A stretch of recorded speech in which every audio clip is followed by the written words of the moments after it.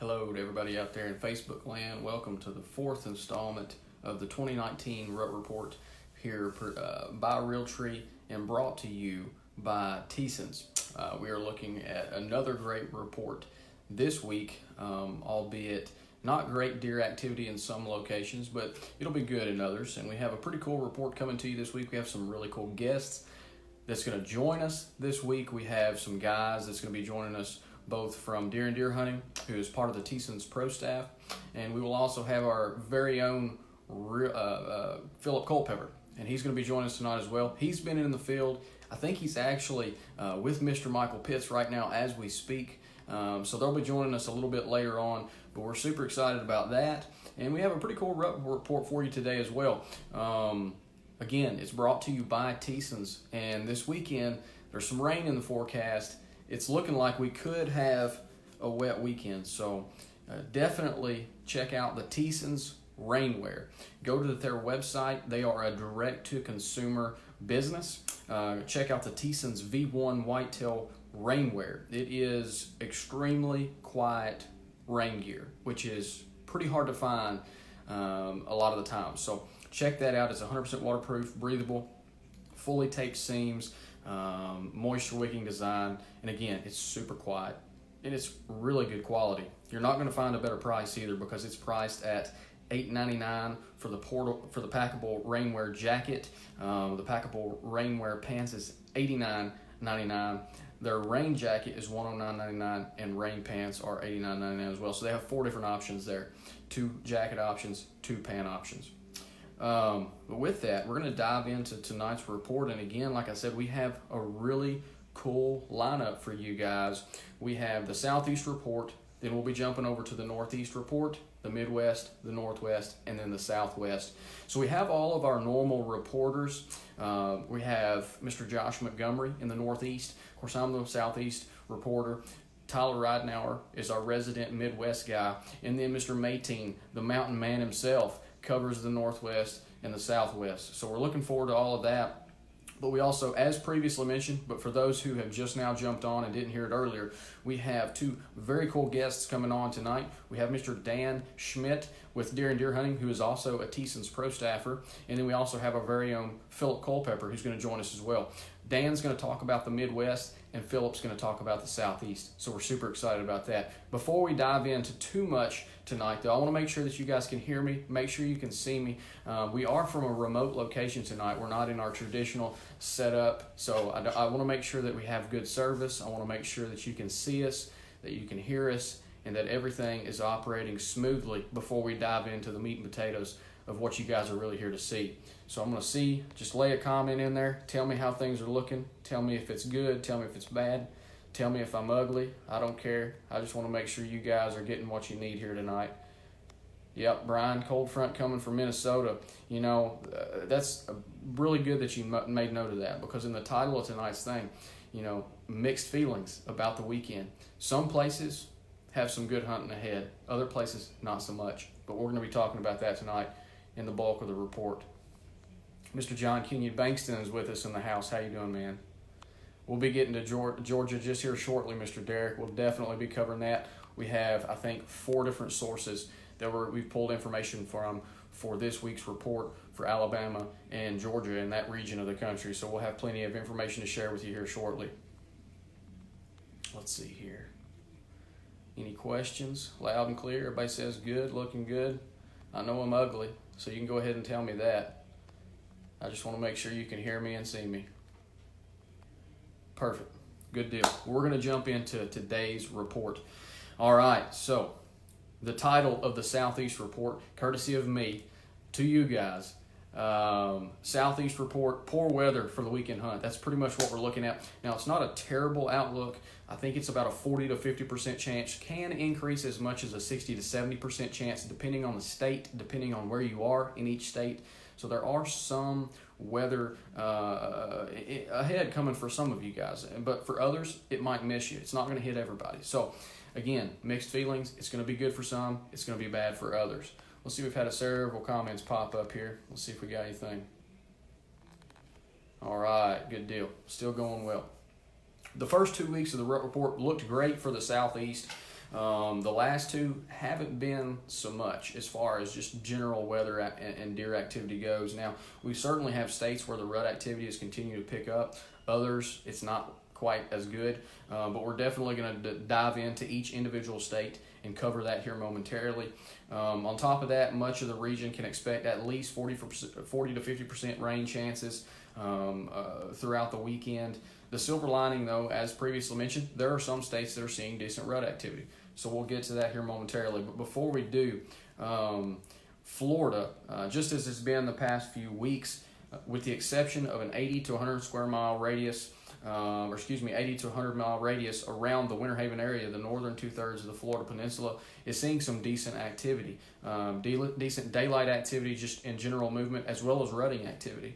Rut sign, rubbing, and scraping is starting to drop off, though, as some of those estrus does begin to hit the landscape. So, as always is the case, whenever you start to see the bulk of the does enter estrus, the rut sign drops off. And not only that, but just general deer activity and deer movement tends to drop off as well, because those mature bucks are pushing those does into areas where, you're not seeing them as much. Mature bucks know where to put a doe to get them away from other bucks and to get them away from hunters. So you're going to find those deer holed up in really thick, nasty areas in places where it's really hard to hunt. So whenever those does are really in estrus and those mature bucks have got those deer pinned down in locations, you're going to have either all the action or none of it. So you have to get unconventional whenever that happens.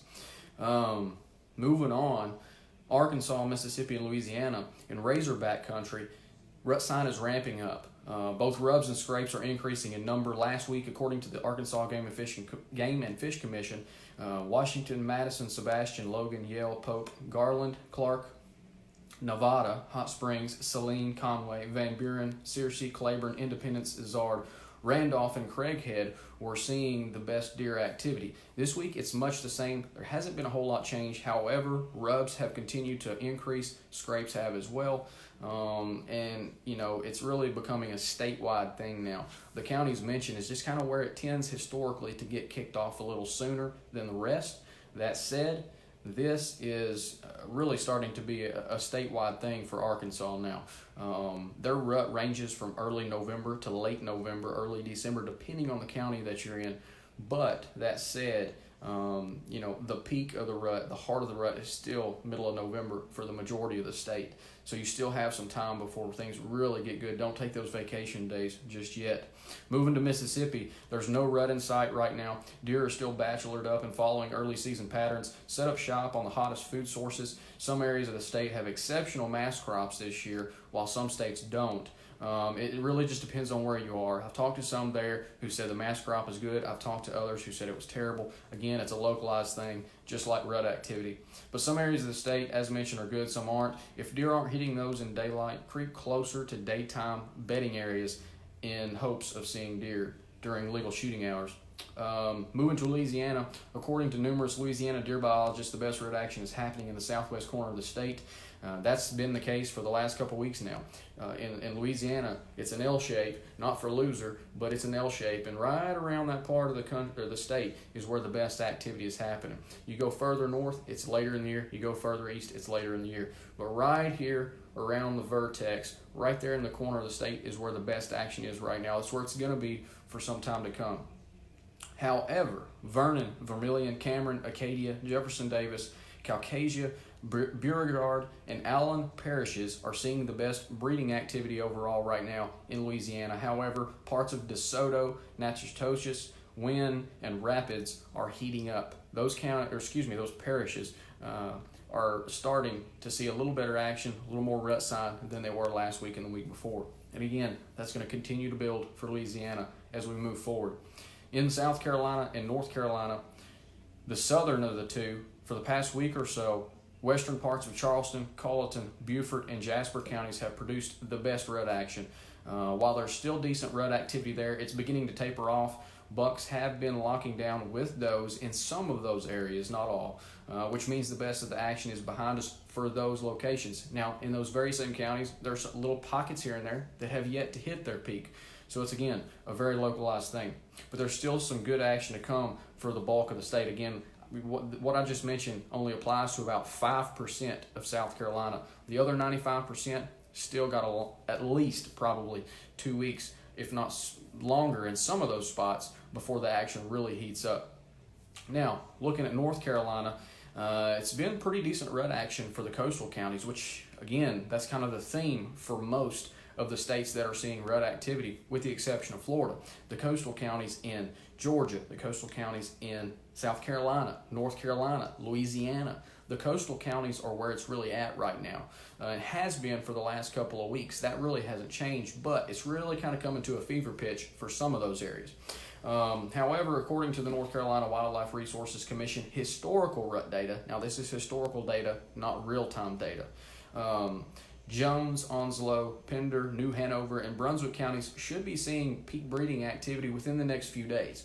Rub and scrape counts continue to climb throughout the rest of the state. We'll get to you guys here that's jumping on the Midwest and Northwest. We're going to get to you guys here momentarily. You just got to stick with us. This is about an hour and a half report. I promise you we'll get you the information you're looking for. Moving to Kentucky, Tennessee, and Virginia. Moving over to Kentucky, the rubbing activity has really increased in most areas. Looking at my notes here, overall, scrapes have been appearing across Kentucky and Virginia landscapes. That said, things have been a little slower, according to our sources, for our southern neighbor and you volunteer fans down in Tennessee. Talked to Bart Goins, who is with Whitetail TV. He said the deer in western Tennessee were starting to scrape a little, but not a lot this past week. He said that he even saw bucks still grouped up this past weekend. They're just not really feeling it yet. They're mainly in feeding patterns. As previously mentioned, younger bucks are beginning to feel their oats here in Kentucky. Realtree Pro staffer Kirsten Godfrey Duke, she saw a noticeable increase in rut sign around central Kentucky here in the past 5 to 7 days. She said scrape checks are heating up.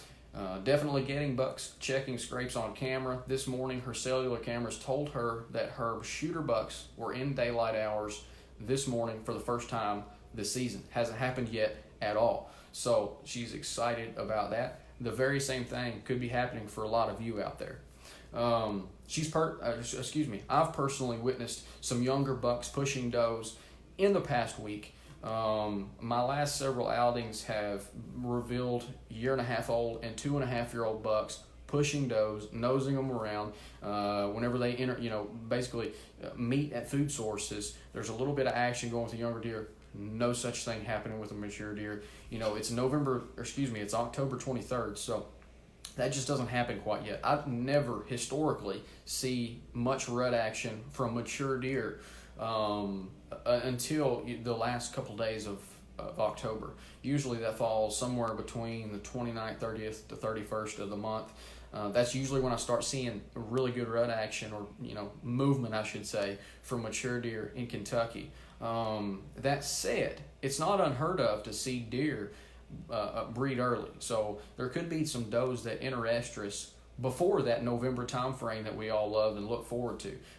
So it's not crazy to see or hear, of a doe entering estrus even this time of year. So if you do see a doe run through the timber tomorrow morning or this weekend with her mouth wide open and her tongue hanging out, there's a good chance there could be a decent buck behind her. You just never know. So don't expect that. That's going to be extremely localized. It's going to be the exception, not the norm. But that's something that you got to keep in your hip pocket, especially if you get some good weather, which we're really not looking for right here in the short go, because we're not going to get it in Kentucky and Tennessee for at least a week. But if you can get some of the conditions that you really look forward to during deer season, that can spark a little bit of daytime action. Moving on, Alabama and Georgia, no rutting activity to speak of in Bama. They're just not happening there yet. Deer are still very much in early season patterns there, set up between known bedding areas and food sources. In areas with more drought, water sources are good afternoon plays. We've started to get some rain though, so the whole water play is kind of starting to peter out just a little bit. It's not as effective as it once was. So that said, definitely keep water in mind though if you're still in dry areas. That applies to anywhere in the region or country, but especially the southeast where we've been experiencing some drought this season. I did speak or receive some information from Realtree Pro staffer Kyle Bearfield. He says he's currently in Clanton, Alabama, and the rut is a long way away. He found his first good buck rub this past weekend on trail cameras. The bucks are still in bachelor groups even, but the older deer are starting to show some aggression toward the younger bucks around feed sites and food plots and other food sources. Daytime movement is minimal, but he does have some daytime photos in the mornings around food sources. No findings of any scrapes, and his cameras have yet to catch mature bucks on camera outside of their core areas. He still has to put his cameras in those core areas to get much action in daylight. So that's something to think about. They're really not wandering far and wide just yet. Their mind is most certainly still on food and bulking up and getting ready for the rut. In Georgia, things were pretty good in Chatham, Liberty, Bryan, McIntosh, Glenn, and Camden counties the past couple of weeks. However, for many hunters there, things are starting to slow down. According to the Georgia Department of Natural Resources, rut sign and even some breeding activity is occurring around Effingham, Long, Wayne, Pierce, Brantley, Ware, Charleston, Atkinson, Lanier, Clinch, and Eccles counties. Other unmentioned eastern and southern counties are seeing a significant uptick in rubs and scrapes the past week as well.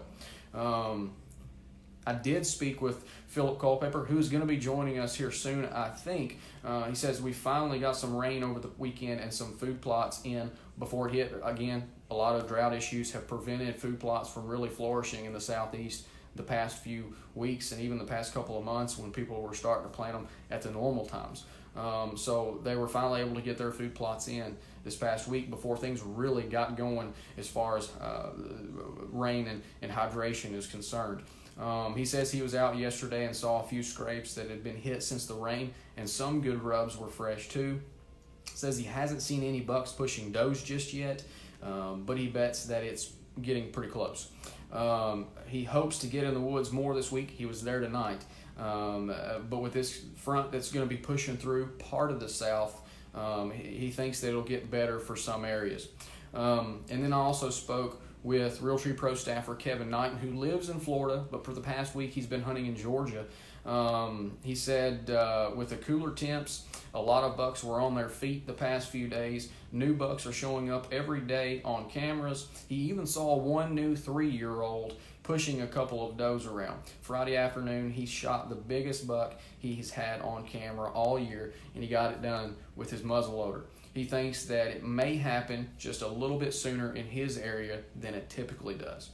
Altogether, for a conclusion of the southeast, the weather doesn't look great for everybody in the southeast, but for some it will. It just depends on where you're at. But things will definitely improve by the middle of next week, especially here in Kentucky. We've got a cold front that isn't really helping us out much in the next few days, but it's definitely going to be pretty good by the time we hit the middle of next week. So while this weekend doesn't look great for Kentucky, Virginia, Tennessee, and it does for part of the southeast, maybe the southern half of the southeast, you can really expect good deer movement by the time we roll around to next Wednesday, next Thursday.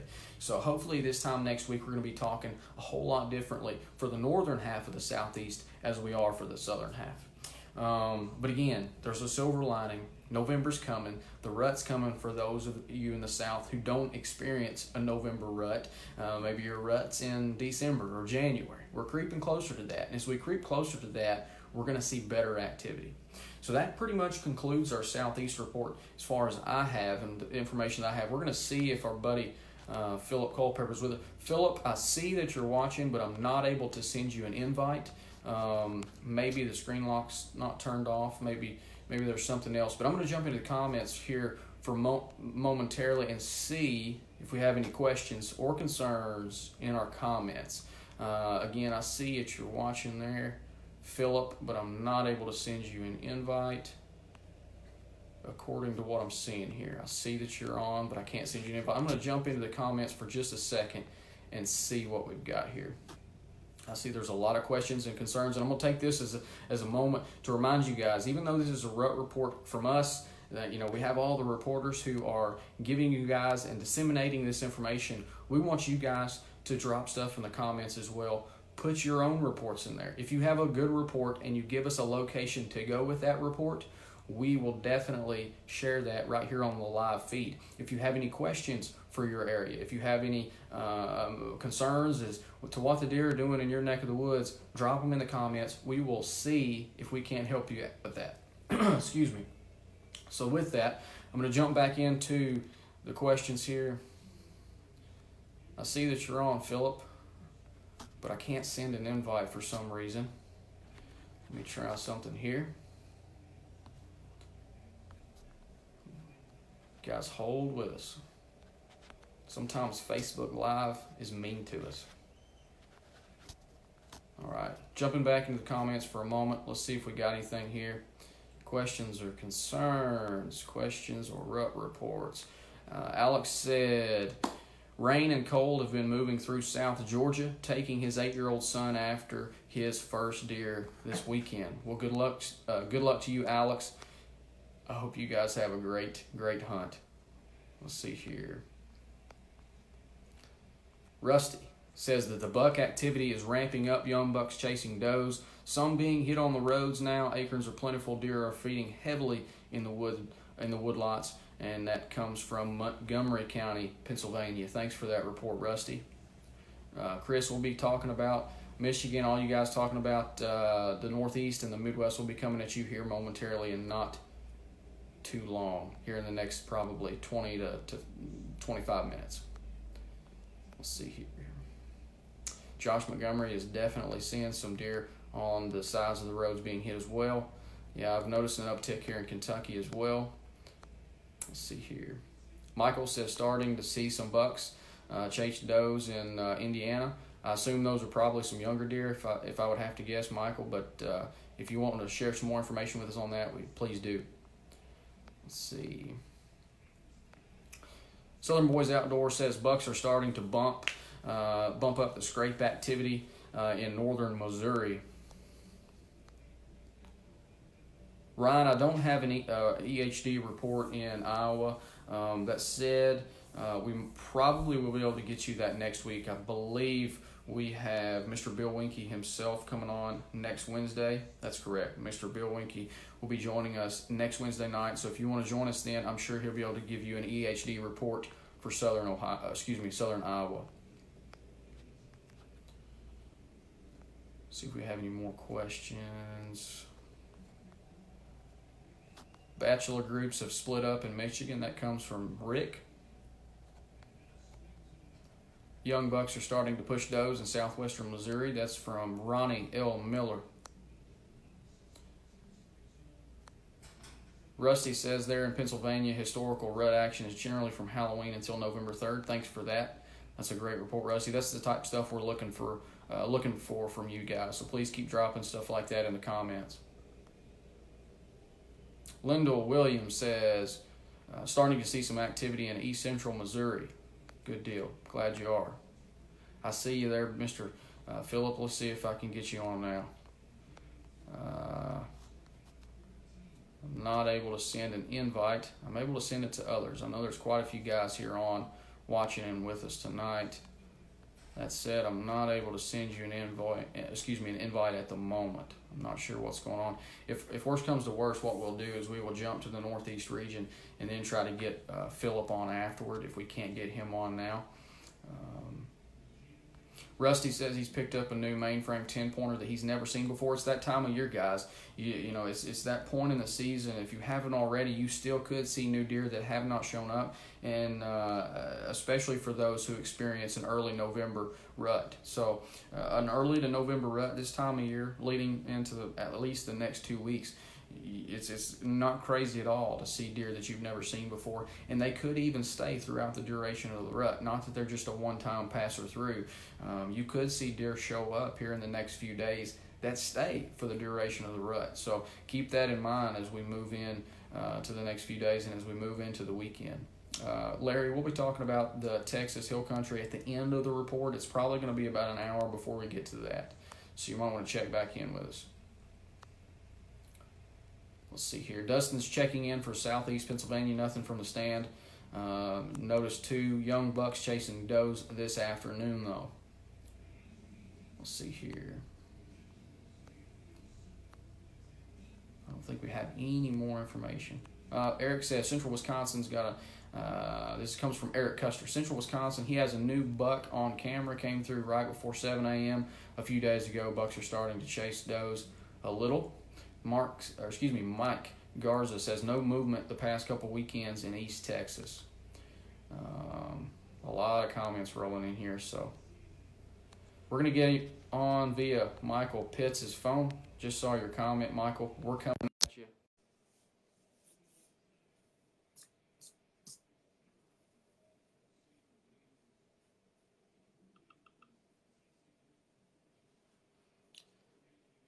I don't think we have any more questions. That pretty much exhausted the questions that we had so far. James says it's pretty much prime time there in northern Florida. That's good to know. All of our resident Florida hunters out there watching right now, things are pretty much getting to it. There we go. How you doing, Philip? I'm good, buddy. Sorry for the technical difficulties. Hey, no worries. You know, Facebook hates hunters anyway, so. Yeah, I know. I can't imagine if I can't pull this off. I know I couldn't work for Fox News. So. I know I can't. I don't know. Yeah, it is what it is. But hey, we're glad you're here with us, and we're looking forward to your report. Is there anything you can share with us? Good news tonight? Something about a deer, maybe? Man, I'm with my buddy Michael Pitts right now, and we're about to go to try to track his deer. He got an errand one about 30 minutes before dark, so he's giving them plenty of time. We're gonna go look for him. Hopefully we got good news later. Heck yeah, man. We'll definitely have to jump back in and touch base with you later on if you guys find that buck. Oh, no doubt, for sure. Well, tell us first off, tell us a little bit. Of course, everybody knows who you are, but tell us a little bit about what you're doing with Realtree 365, because that's obviously new. Tell us what you're doing with Realtree 365, where everybody can find it, and basically what everybody can expect. Yeah, man, it's pretty cool. I mean, you know, we got a lot of new shows coming out and or that are already out. It's kind of like the Netflix of the hunting world. So you can go there and watch all the monster buck hunts and all these new shows, and it's for anybody that's seen Spring Thunder in the past, which obviously I'm pretty heavily involved with. It's that same format to where they're week to week, semi-live. So you don't have to wait till next July to see what's going on this hunting season. So it's pretty cool, and it's pretty neat to follow all them guys at Whitetail TV. You know, all the Midwest Whitetail guys. So it's a neat thing going. Heck yeah, there's tons of great stuff on there. Everything from what you just mentioned, Whitetail TV, Midwest Whitetail. You know, there's pay dirt. There's a lot of land management type stuff on there as well. Pay dirt, you know, digging deeper, all these other cool shows. You know, we've got pit stops on there. So everybody wants to jump in there and see all the pit style humor. Go check that out. That's fun stuff as well. Don't miss that. But yeah, tell us basically what's happening in your neck of the woods. What's the current deer activity and deer behavior there in southern Georgia? Man, I want to tell you what, we just got a little cool snap, and it's like a whole different world down here now because these deer really kind of kicked off. And I was hunting tonight on the hunting club down the road from here. I got a couple buddies, and my buddy Nathan Thomas, he actually had a deer, one of his mature deer he was going after, came in this morning chasing does. He never could get a shot at him. He was grunting, so it was like it was second week of November. You know, and I heard you talking earlier how it's more possible. It seems like we're getting closer to that time, but you know, you better be ready, especially if you're still bow hunting. You better be clipped on, ready to go. Yeah, have that arrow knocked, definitely, and that release not far from the bowstring. It's getting closer. No doubt, man. It is. And like I said, this cool weather helped us because it's been so hot down here and dry, but we got a little bit of rain and it cooled off, and a lot of scrapes showing up, a lot of rubs. And, you know, I saw some deer tonight, just some young deer, 3-year-old deer, but they're still, you know, they're looking and grunting, snort wheezing. So it's, you know, each day is getting better and better. I think if this weather will hold pretty good, I think it'll be good next couple of weeks in Georgia. Good deal. What do you expect? You know, you kind of alluded to it there and talked about it a little bit already, but what are you expecting for the weekend? And what is your advice and tips and for all the guys and girls out there in you know, Georgia, Alabama, what's your advice to them as far as the weekend hunt goes? Man, you know, obviously, you know, you can bait in Georgia and Alabama now, but still, you know, even tonight, the deer, you know, a fresh fallen acorn tree right now seems to be these deer really hitting. You know, every deer I saw, I could hear before they got to me just popping acorns between the white oaks are just now starting to drop. I saw some this morning actually. You know, right now, like you said earlier, I think these deer they're starting to kind of feel it and push each other around, push does around, but they're still, basing around that food source. So if you got a hot food source and especially like a good white oak tree dropping, I try to capitalize on it, get a good wind and hang in there and hunt them. But, and I've just started hunting a couple mornings here the last few days. But besides that, I've been really just kind of focused on afternoons, just trying not to book her up an area too bad. Of course, Kentucky is in the southeast region of our rut report, just like Georgia is. It's a little different up here than it is down there, but I've just started hunting mornings as well, but I've been seeing pretty decent morning action. My uncle actually, we got, this past weekend was our early muzzleloader, and there was really, really good deer movement this past Saturday morning. He actually missed one of our bigger target deer, but there, he was behind a doe running and chasing. So, it was hard for him to tell if it was what he thought was an estrus doe, or if it just happened to be, maybe the deer got bumped and they were all pushing out of the area. Who knows exactly what the cause of that action was. I tend to believe that it wasn't an estrus doe. It's just not quite that time of year, but it's not unheard of. A lot of the fawn studies and the backdating of the fetuses that they do, the biologists do here in Kentucky, it's not unheard of to see a deer get bred, in mid to late October. So it could have been, probably wasn't though, but definitely, whether it was or it wasn't, things are really going to heat up here in Kentucky. And I think the way you have talked and others that I've talked to down there in Georgia, it's really going to start heating up within the next week to 2 weeks. Do you confirm? Oh, yeah, I think so. And the past few years, weather dependent, but that's last week of October is my favorite time, from where we're at right here in middle Georgia to hunt, just because the deer still seem to be pretty dependent on the food source, but then they're starting to feel it, getting a little more daylight activity. So, I mean, especially before they get locked down with does and really go to roaming, you can kind of get them around their home base, but they're a little more active. So this just coming up is my favorite week to hunt for sure. Of course, your father, Roger, he manages Realtree Farms down there. What's he been saying as far as the deer activity goes on Realtree Farms? Man, he's so glad he got a little bit of rain. He was daggum all the food plots. He was sweating it so bad, but about the same. We're right here within probably a 15-mile radius, from where I hunt too, and it's just these deer. It was so hot all summer in early season, and then finally when it cooled off, and it's almost like a different animal because I mean they're just, but they're still hitting the food hard. I mean that's right now. I think food's going to trump anything that you got going, but at the same time when they're starting to fill it with a few does, that's where you're going to find your does too. So I mean, I think if you hunt it smart, you probably can find success right now around some food sources. Good deal. Is there anything else, tip or advice or just good fun that you can share with our viewers out there tonight? Man, I'll tell you, I got still there. Yep, we still got you. Yep. But no, man, I'll tell you, today, my buddy at the club had that deer coming there chasing a doe and grunting. He was all jacked up. So, man, I went old school today. I got a dang drag rag, and I used it, and the darn thing come off my foot about 20 yards from the buggy. So I was going all in tonight, but it didn't work out. Well, you probably just drug them all, and they hung up back there, about 100 yards from your tree stand. I know it. I thought I was going to drag one in, but it didn't work out. So maybe tomorrow. We'll see. Hey, good luck to you, man. Yeah, man. Good luck to everybody out there watching, man. I hope everybody gets a big one and be safe. Good hunting. Good deal. Where can everybody follow you at and follow your season? Pretty much, through Instagram, through Realtree's Instagram, obviously at Realtree and at Culpeper Jr. my Instagram. And then, right now that's going to be pretty much stuff. Maybe a few things bouncing around on YouTube and 365. So. Good deal. All right, man. We'll definitely get you back on here in a couple of weeks whenever it's really kicking. Yeah, buddy, for sure. Good luck to everybody. And thank you, buddy. Thanks, Phil. See you, bud. Well, we had a great report there for the Southeast region from Philip Culpeper. He's always entertaining, as usual, and full of knowledge. He's a big buck slayer and a big turkey slayer, too. Definitely follow him next spring on Spring Thunder. He's just as mad at those turkeys as he is the whitetails. So keep following him this season. He's going to have a lot of really cool action on Realtree's Instagram pages, Facebook pages. Of course, he has his own pages that he updates as well. But keep following him this season. He's always putting a ton of great content out. Here momentarily, we're going to be going to the Northeast region. We'll be touching base with our good buddy Josh Montgomery, but I want to check and make sure we don't have any questions before we do. I think we're pretty well good on questions. Let's see here.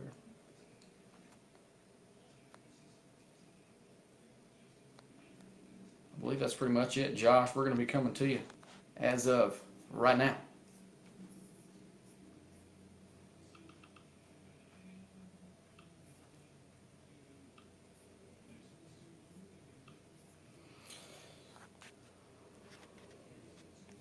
Let's see here. We had a failure on the ad. We're going to try one more time. Let's see if we can jump back into the comments. We're having a couple of issues. It looks like it was declining to let me invite him on. I'm going to jump back in, make sure we don't have any questions. Got a good report here from the hunting grounds. Mr. Stephen Fuller, who is a Realtree Pro staffer himself, said he was in the stand. Some of the young bucks are still in some small groups there in Arkansas, but are sparring a lot, and scrape activity has really picked up. All the older mature bucks have broken up, no longer in bachelor groups. Finding new bucks on trail camera. There are some reports of chasing in the area, but he's sure that's mainly young bucks. He's had a 3.5-year-old in the plot with does tonight, and they didn't care about him, and he didn't care about the does. Has a major cold front coming in there in Arkansas this weekend. He thinks they're going to see some pretty good changes here in the near future. Jaden, we'll be talking about Oklahoma here momentarily. See if we got any other questions. Kenneth, Southern Wisconsin. We're going to have a really good guy on here. Of course, we have Tyler Ridenauer, who's going to give our Midwest report. But we're going to have Mr. Dan from Deer and Deer Hunting on here momentarily as well, and he will tell us a little bit about what's happening there in Wisconsin. We're going to try Josh Montgomery, our Northeast reporter, again. I'm trying to add you now. There we go. How are you, Josh? Pretty good. How you doing? Doing good, man. How's things going up in the Northeast? Pretty good.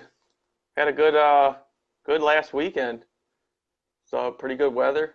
We had our early muzzleloader season here in Maryland, and just from surfing the old Facebook and Instagram, looked like some people had some good luck. We had some pretty good weather Friday into Saturday with some cooler temperatures, so some good deer movement. Good deal. Before we jump into your report, Dylan, he's got a question here ready to go for you. Just now joined us. He said, what's happening in New York? We'll just kind of start there. I can jump right to one of my reports. I spoke with Eric Hansen, Midwest Whitetail Pro staffer. He's in the Finger Lakes region of New York. And he's been super busy with his farm, but he's managed to get out on a few hunts. Overall movement's been pretty good. Deer have been focusing on green food sources up until about this last week or so, and have slowly started to gradual shift over to greens. A lot of his mature buck movement has been, I guess, little to very little in daylight. He has been lucky enough to see a few bucks in daylight, but they haven't moved much. They usually, once he sees them, they kind of, slowly, methodically make their way, but don't cover much ground. But a majority of the mature bucks have been at night, with some scrapes being active, and it seems to be the most active scrapes are located near the thick cover at this time. So, but he did say he likes to try to, especially this time of year, end of October, try to plan a hunt, maybe right after a rainstorm, by them scrapes, and maybe try to get lucky and catch one of those bucks coming out to freshen one up. But that's pretty much it for New York. It's pretty similar up in New York. I had seen a few other guys, seen some younger bucks, bumping stuff around and things of that here or there, but nothing too serious. Good deal. What's happening throughout the rest of the region? I would say it's pretty similar. Up until, I don't know, right around now, we've had some rain come through, some pretty heavy rains come through for a lot of us. Up until about now, it's been pretty steady, and maybe up until this weekend, it dips down, temperatures dip down just a little bit again, but I see it kind of, just at least what I'm seeing and hearing, it's kind of like leveled out a little bit. We've seen that cool weather in the beginning of October, which is not much cool weather anymore. It stayed pretty consistent, so it's getting to about average weather, at least here, locally, and from what I've seen, and it looks to stay that way up and through the weekend. But looking further ahead, up until the following weekend, it's looking like that kicking off the end of October into November looks like it might be really good as long as we can avoid some rain. So temperatures are decent for you guys up there. There's parts of the southeast that look good this week as far as cold fronts and temperatures and weather goes. Arkansas, we had a report from Arkansas saying that the weather's going to be decent there this weekend. Of course, Philip said that the weather's been good there in Georgia. However, in Kentucky and Tennessee, it's not going to be as good. Virginia's not going to be as good. North Carolina's not going to be as good. So there, it's going to be spotty as far as where the weather is impactful this weekend as far as improving deer activity. Is there anything else you can share up there in the Northeast this week? Yeah, so I talked with Joey Charlton out in he's on the eastern panhandle of West Virginia. It's kind of similar. He's having a little bit. He's got some decent deer activity, seeing some does and young ones. They're hitting the acorns pretty good. He actually has some a good crop of white oaks dropping there. We seem to hear a lot more red oaks, but I have seen some guys like earlier talking about white oaks just starting to drop in some areas. So, gotcha. But hitting acorns pretty good. They're hitting some fields and pastures. He hasn't had much luck for buck activity overall, but typically his property, he starts to get bucks popping in and right around now into November, and he's kind of shifted some cameras around on some food sources and some scrapes, and with anticipation of hopefully a shooter buck showing up. So, good deal. Which is kind of what I did this weekend. Not unheard of this time of year. It's and a lot of people I've talked to saying that they're seeing new deer show up right now. That can happen all the way into it can happen at any point of the season, but it can really, really happen for the next couple of weeks, and hopefully it will for those out there who haven't quite seen a whole lot of good activity just yet. What's the, you talked about rut activity increasing. How's the rubbing and scraping been the past week? I feel like scraping's probably picked up a little more than the rubbing. I mean, people are still seeing fresh rubs here and there, but definitely hearing more scrapes showing up. Definitely bucks hitting scrapes, starting to almost get consistent. Within a few days he'll be back or something like that. So scraping's definitely picking up. It'll probably get really good. Like I said, with the weather looking to be pretty good, scraping will probably be really hot right here in the next week or so, and then slowly start to peter out as they start finding those does. Mm-hmm. But I was out hunting in my small property, it's kind of southern Maryland, and the same thing like you said. I checked the trail camera and finally had I've been running cameras there since summertime, and finally had a shooter buck, which I assume is at least a 3-year-old, maybe older, show up, and possibly another one just this week. So I'm hoping the deer are still feeding pretty heavy. I actually have a smaller bean plot, which we had about, I don't know, maybe 8 or so deer that came out feeding on the beans. Most of them were younger bucks. I haven't been on a hunt where I've seen so many spike or fork horns in one field or at one time. But they were all out there feeding for a little while, seen a couple does. They sparred around a little bit, a couple of them, and watched 2 of them hit the scrape. And but the older one just seemed not to be, it's just holding up tight still. A couple people having some luck. I guess he's kind of got to be in the right spot. Get close enough to them they're just not moving that far in daylight at this point for the most part. Good deal. What do you expect? Do you have any other information from sources? I got a quick one just from New Jersey. Ryan Smith I spoke with he's in northwestern New Jersey. Between him and his friends, it's kind of similar stuff. They've seen mature bucks are beginning to hit scrapes pretty good.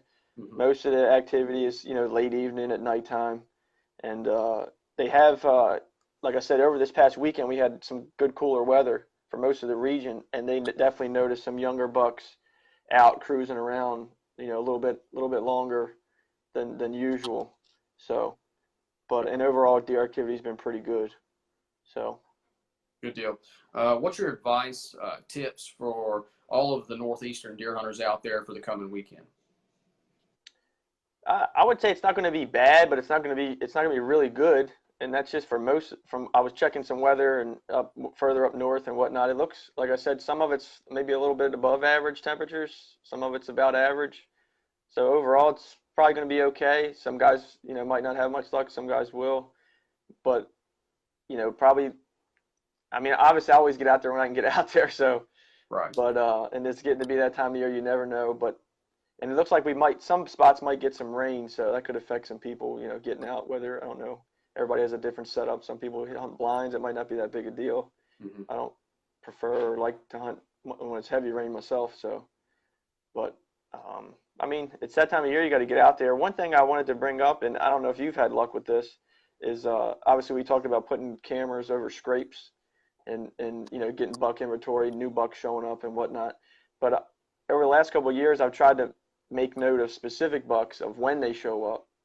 And I've found that sometimes, it's not all the time, but sometimes you can kind of keep track of when a buck will show up in your area. And like you said earlier, sometimes they show up and they might pass through and you might not see them again, but sometimes they show up and they'll stick around for a few weeks during the rut and then they're off again.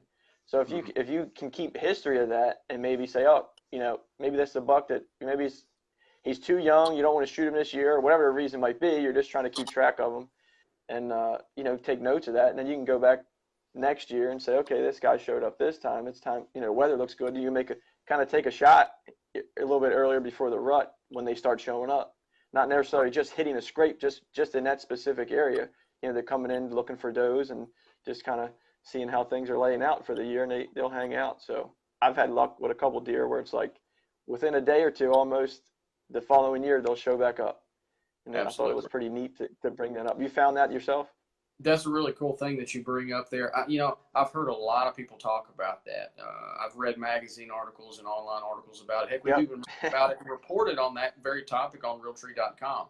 And I'm really glad you brought that up because it is definitely a factor. I've never been able to personally take advantage of that as far as the field tag goes, but I have attempted to, and I've actually noticed the same patterns on with some deer that I have multiple years of history with as well. They either they show up for the first time during the season the same day or within the same couple of days each year, or I'll notice that they do similar things at the same times each year, even deer that have already shown up. So, that's definitely a key thing to take advantage of. If you have multiple years of history with a deer, that's a great point and solid advice. Yep. So overall, I mean, it should be decent hunting. I think it's kind of last weekend it was probably going to be better than this weekend, and then the following weekend is probably going to be better than this weekend as well, just from looking at the weather and colder temperatures. I see that the beginning of November looks like it can be pretty hot. I've seen some lows in the 30s and whatnot, and that's it's pretty good to kick off November. So very good. Things could get real good here in a week or so. Absolutely, and if it's great to save your best spots until the last parts of last few days of October, and obviously moving into November. And if you guys and girls out there have done that, kudos to you. It's not necessarily a bad thing if you didn't. It's just it obviously could improve the quality of your deer hunting on those farms and properties if you have saved those best spots until the time is right. If you haven't done that and you've been hunting some of your really good spots already, it might pay to hunt some spots that you tend to overlook or tend to pressure earlier. The spots that you didn't pressure earlier in the year. You might want to focus on those as we move deeper into October, and especially when things really get good in November. Overlooked spots seem to be areas that a lot of deer get killed each year. Places that just most people don't think about hunting or just don't hunt because it doesn't look good to them. It's not a pretty spot to sit in a tree stand, whatever the case might be. Overlooked places are really, really good and definitely something to take advantage of for hunters no matter what region they're in. Definitely, for sure. I hunt a lot of urban spots myself just because it's local, it's easy to get to, and I got one of the biggest deer I've ever seen this year in this small 20, 30 acre spot. So well, it's definitely. We hope you can tell us more. Hopefully I can capitalize this year. That's very good. We hope you do, and we know you got the skills to do it. We just gotta wait. Hopefully that deer will cooperate with you. I sure hope so. Is there anything else you can share with us? If not, we'll dive into these comments before we jump over to the Midwest region here momentarily. I think that's about it. All right, let's jump in and see if we got any questions. There's a lot of comments tonight. See, Dylan says he has an alfalfa field surrounding corn, a lot of small bucks hitting the alfalfa right now, but a few scrapes are showing up around the cornfield edges. It comes from Mr. Dylan Duncan. Let's see here. Kelly Staples says, "Hey guys, I'm in Vermont. All my bucks on camera are still moving at night. Not one daytime pick." That seems to be fairly close with most of what you've been reporting, Josh. It sounds about, yeah, especially mature bucks wise. I mean, I've seen some hit the ground, but it just seems like most people report that they're just, they're not moving a lot during daylight hours. And obviously property to property that can change depending on pressure and whatnot. I mean, if you got your own farm and it's not a lot of pressure, you probably see a little bit more of daylight movement. But if you're hunting public land or spots that get hit a lot, they're probably still holding pretty tight right now.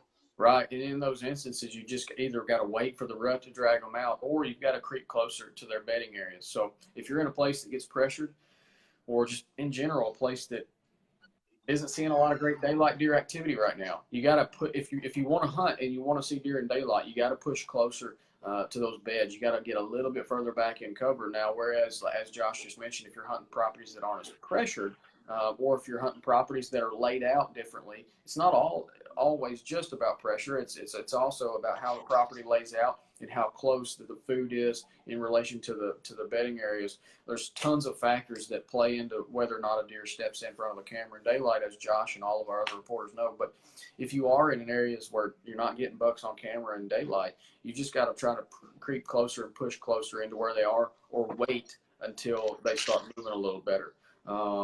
And that's really what it boils down to. And you just kind of got to weigh that and measure that and make a decision on which option you're going to follow and basically use. If you're kind of trying to beat somebody else to that deer, and you think somebody else might tag that deer that you've been seeing, it might pay to be a little more aggressive. Josh Sparks, Midwest Whitetail guy on Realtree 365, he talked about that last week. He's been more aggressive than most everybody else is right now because he's chasing a really big deer on public land, and he wants to get that deer before the rut hits. Because he knows there's going to be other deer hunters out there in the field chasing after that deer and hunting that buck once it swings, once that time comes. So you just got to measure the situation you're in, kind of read and react. But that's definitely some great advice from Josh, and hopefully that's a good answer or sufficient answer for you, Kelly. I know our buddy Cody Jarrett with Whitetail Freaks. He is in West Virginia. I believe he got his target buck there in West Virginia. So, and I think that was a morning hunt. That was another thing I want to mention is I feel like most people have been saying the better movement has been morning hunts. It's probably because of the cooler temperatures, in the mornings. Yeah, the daytime highs have been up there, at least around here. Daytime highs have not been so great, but the morning lows have been really good. And so, as Josh just said, the deer have been really reacting to that. Rusty Black says rain coming in Pennsylvania over the weekend. He'll have about a 5-hour window before dark to hunt. But he said he put a cam on a community scrape this past Sunday. Let's see here. Let's see if we got any. Definitely what I did. I moved some cameras finally. Finally was able to get to another spot and move some cameras around. So good deal. After this weekend, I'm gonna go at it as hard as I can. See if I can't get it done here in the next week or two. Good deal. Well, I'll tell you, Josh, I think that pretty much sums up any questions that we have. I don't think Carl Drake says seeing a lot of scrapes being cleaned out on trail cameras, showing does, checking scrapes as well, not just bucks. That's in eastern Kentucky. Lots of lone bucks cruising around as well. I think that pretty much sums up our questions. We're going to jump over to the Midwest, Josh, unless there's anything else that you can share with us tonight. Sounds good, man. That's about it. Thanks, man. Good luck to you this weekend, and we look forward to hearing from you next Wednesday night. Absolutely. Good luck, everybody. Good luck and be safe.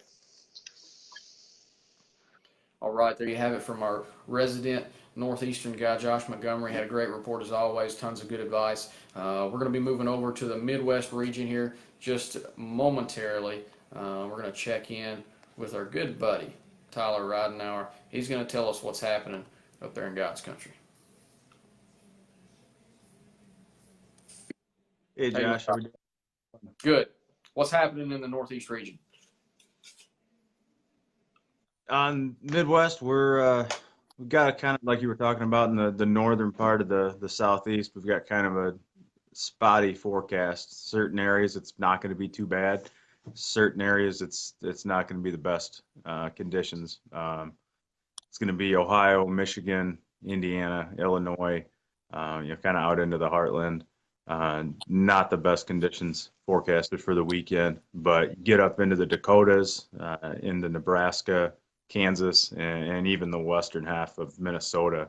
They've got a pretty solid weekend, especially Sunday. They're going to get, most of that region is going to get a little warm up, 15-degree warm up or so on Saturday, but Sunday looks really good and high pressure. So if you're out in that part of the country, I would get in a stand on Sunday and maybe lay low on Saturday.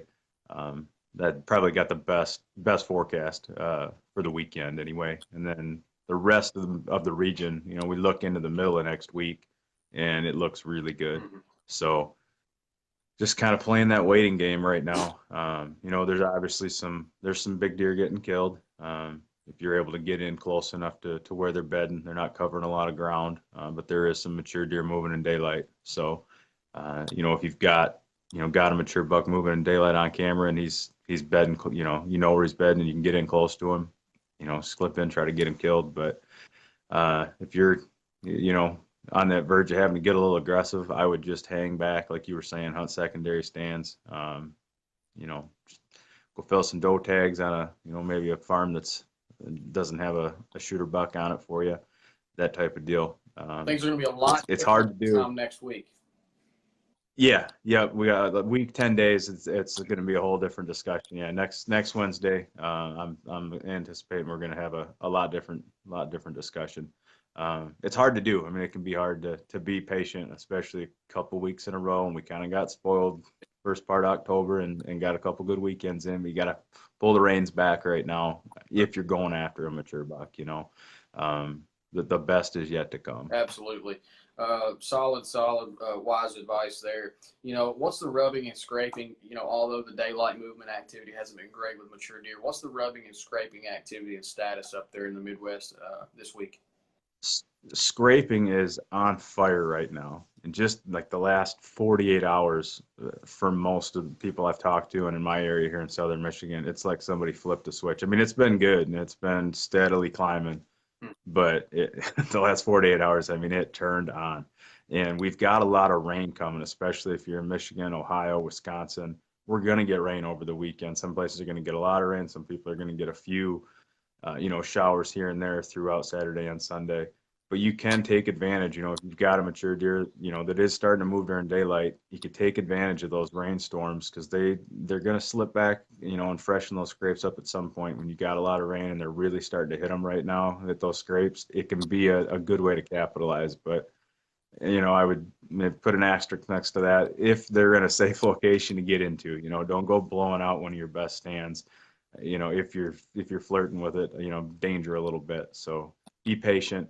But if you've got the right situation where you can get in and out clean, and you've got a mature buck moving close to daylight or in daylight hitting scrapes, that could be a good way to capitalize on this rain this weekend.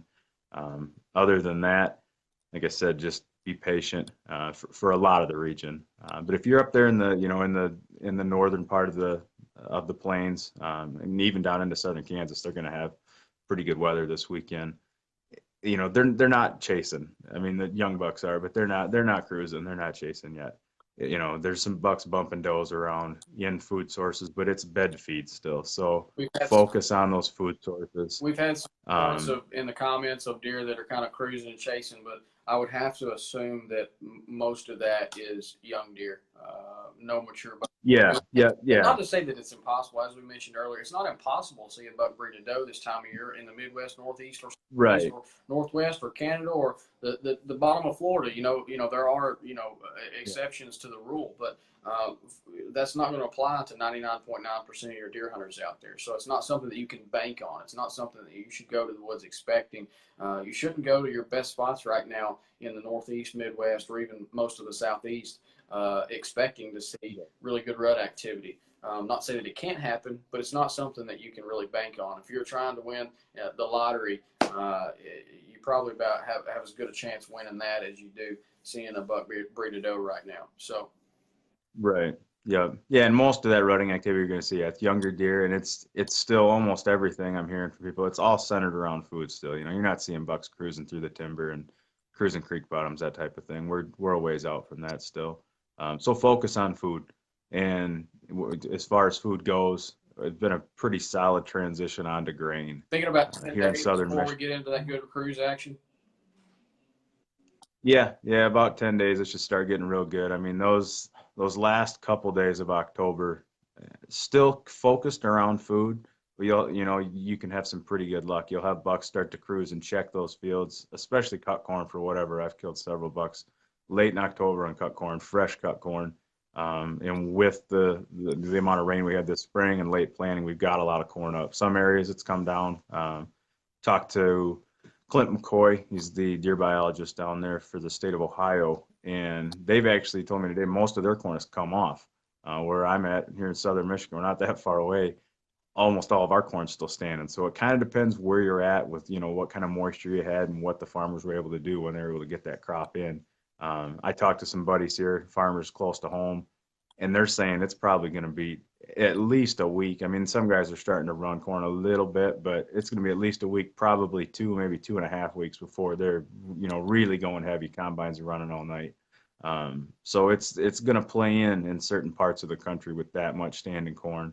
But when it does start to come down, you can certainly capitalize on it. And if you're in a place like Ohio or anywhere else in the Midwest, for that matter, where they're already cutting it or it's already come down, focusing on those cut corn and cut bean fields can be really good in late October. Bucks will start checking them for does in the evenings, especially.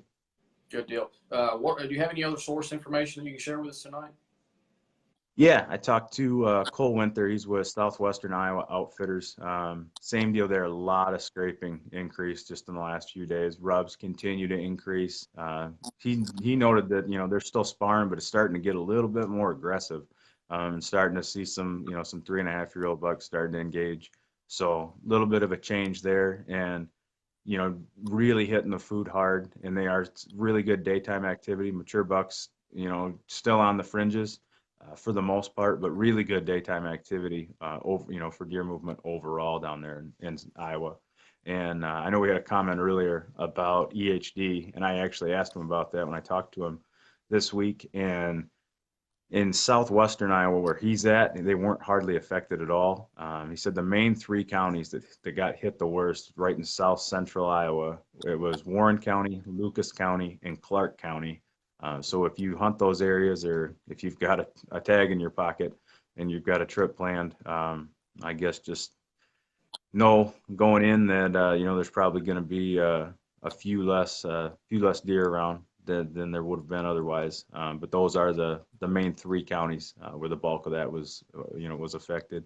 And I'm sure, like I said, Bill will probably touch on that a little bit more next week. He lives there, so he's going to be a wealth of knowledge on that. For sure. Well, thanks for getting that information for us tonight. That's definitely helpful, and I'm sure our listeners out there appreciate that.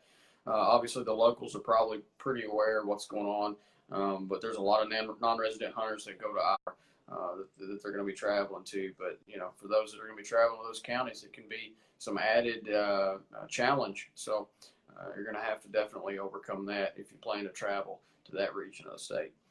Is there anything else you can share with us tonight? I think that's most of it. I said Clint McCoy down there in Ohio, he did mention that they've got quite a few acorns in certain pockets. It kind of depends where you're at. But if you are in a place that's still got a fair amount of acorns, definitely key in on that.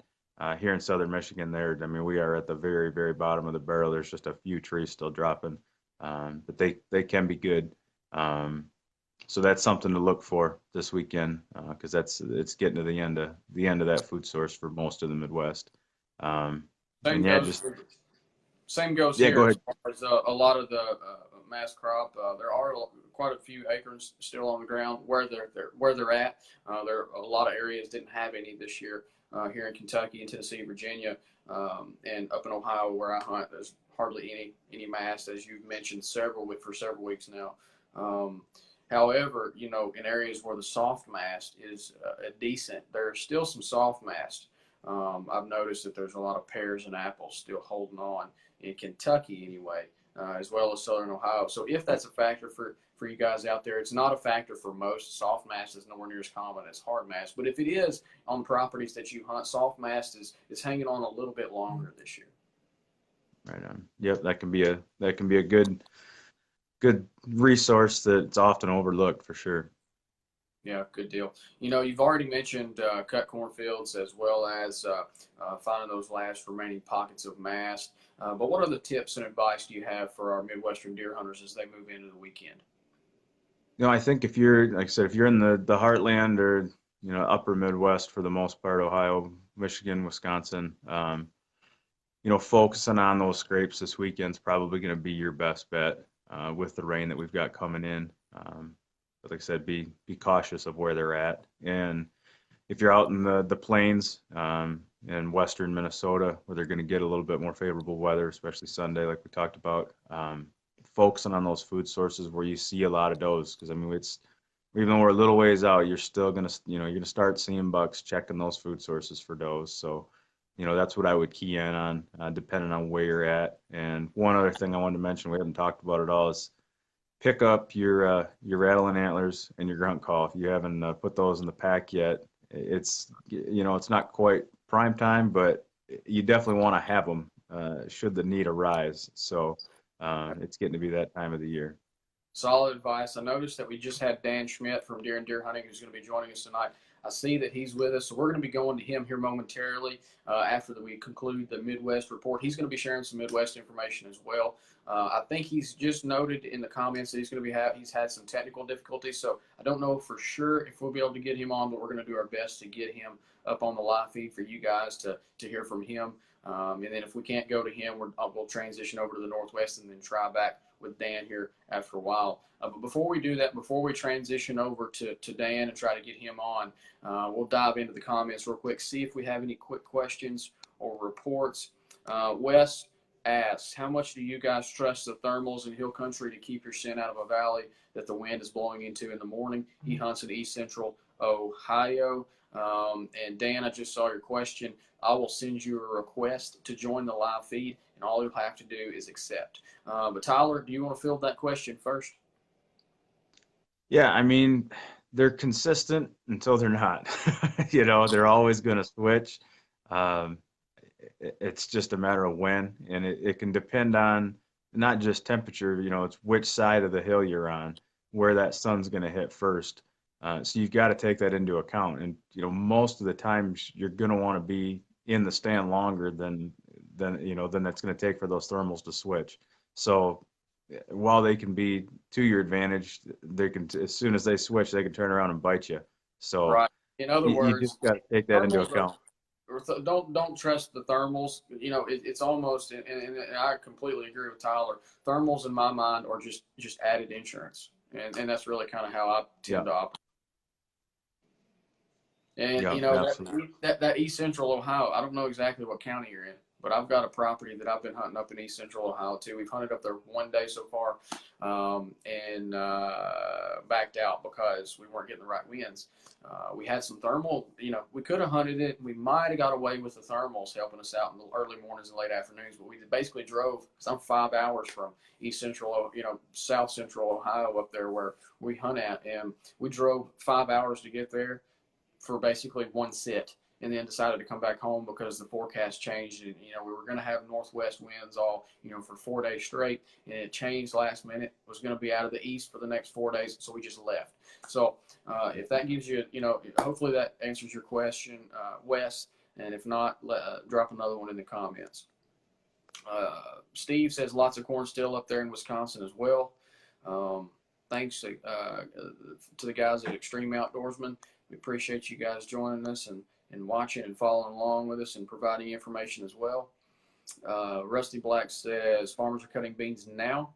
Not sure where you're at, Rusty, but if you want to drop a location in the comments, we will help you out, or excuse me, we'll share that as well. See if we got any more questions. Rusty says white oaks are covering his woodlots. Again, if you want to drop a location, that'd be great. See if we have any other questions. David asks if it's appropriate to dabble with estrus this weekend in Wisconsin. I would hold off. I would as well. This time of year, the only, of course, you got to make sure it's legal where you're at. Check your regulations. There's a lot of laws being put in place on urines right now. But as far as that goes, really the only thing that I play with at all during the entire month of October is buck urine, and that's in mock scrapes. Right. So, and hopefully if you can't use that in where you're located, you can at least use synthetics. But definitely if you're creating mock scrapes this time of year, I would most certainly use buck urine, not doe estrus. You can maybe use some doe pee. That might not be a terrible idea, but I would probably, as Tyler mentioned as well, I would agree, stay away from the estrus until the first few days of November anyway. At earliest, maybe on Halloween, but I probably wouldn't even do it then. Let's see if we have any other questions before we try. I think that's it. Is there anything else you can share with us, Tyler? No, I think that covers it. Just good luck to everybody out there. I'm looking forward to next week's show. If that forecast holds, I think we're going to have a lot to talk about. Looking forward to it, man. Thanks as always. I know everybody out there appreciates you and everything you do for the Midwest Report. We'll check in with you next week. Good luck this weekend. Have a safe hunt. Yeah. Sounds good. You too. There you have it, Mr. Tyler Ridenauer himself. A wealth of knowledge as always. We're going to try to go to Mr. Dan Schmidt now, see if we can get him on. I saw him momentarily. I think we'll be able to get him. There we go. Sending an invite to Mr. Dan right now.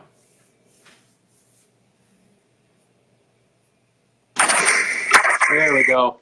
How you doing? I'm doing fine, Josh. How are you? Doing fine. A little bit of echo in there. The talking. No worries. Tell us a little bit about who you are and who you're affiliated. Yes, Josh. Thank you. I'm with Deer and Deer Hunting.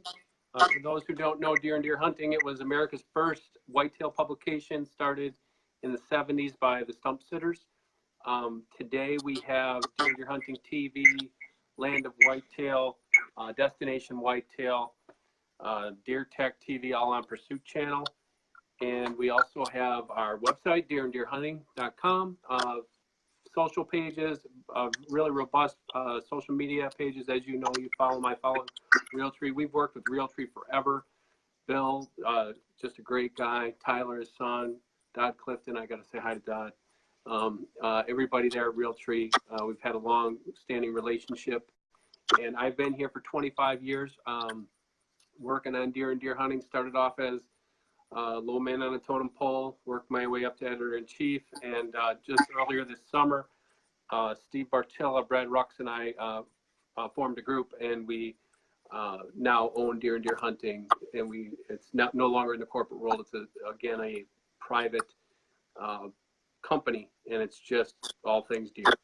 Congratulations. Thank you. All right, tell us a little bit about what's going on up there in your neck of woods. What's going on up here? I still have blood on my fingernails, as I told you. I shot a doe tonight. The activity is picking up, definitely. Rut activity, it's just starting, as some of the other guys had mentioned prior to myself. Basically, the big bucks still, you're just seeing them, and I'm tagged out. I'm on doe patrol now, but the big bucks are starting to show up a little bit on trail cameras at night, a little bit of chasing activity I've got on my cutting back cameras, just a very small amount. The daytime activity, but you know what? A lot of big deer are being killed. If you haven't seen all the big bucks from Wisconsin, my goodness, there are just some giant deer being put down. And it's basically guys like everybody you have on this program, just real intense whitetail hunters. They're killing them over food plots. They're killing them in hardwoods. They're killing them in swamps and creek bottoms. They're just really good hunters. And I think that's a testament to everything that we've worked on all these years, is making guys that they don't have to rely on just one tactic this time of year. But to answer your question, the activity is just trickling out there. I don't think in central Wisconsin you're going to see, there is some activity, but you're not going to see the big burst here for at least 2 weeks. Maybe that second week in November is going to be, if you're hunting after mature deer, that's I think when it's going to be really hot.